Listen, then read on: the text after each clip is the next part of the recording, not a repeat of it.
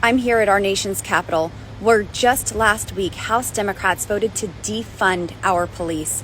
This week, they are slashing your Second Amendment rights.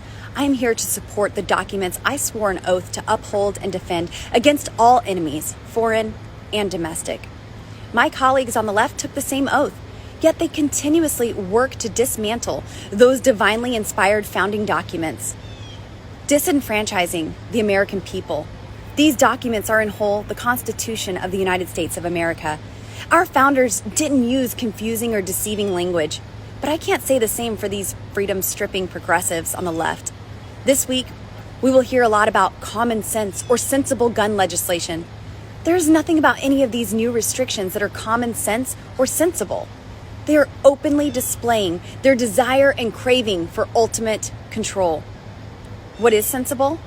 The Second Amendment is sensible. The Bill of Rights is sensible. Trusting the American people to be free and live in liberty without government being their nanny. That's sensible. What is common with my colleagues across the aisle?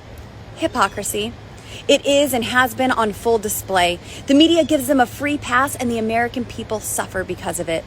They shout no guns while being surrounded by their own armed security detail. Do you know how frustrating that is to the officers who risk their lives to protect theirs? They hate it. I know this because they tell me.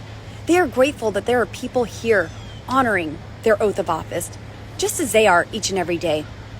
These left-wing gun grabbers are telling law enforcement officers with their actions and with their votes that their life is more important than the officers, more important than the officer's spouse at home, more important than their friends and families that the left is trying so desperately to disarm.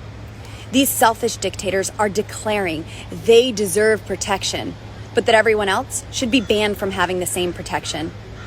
Why should parents who simply want to be able to lawfully carry firearms to protect their children be prevented from doing so? As a mother of 4 boys, my children's safety is my top concern.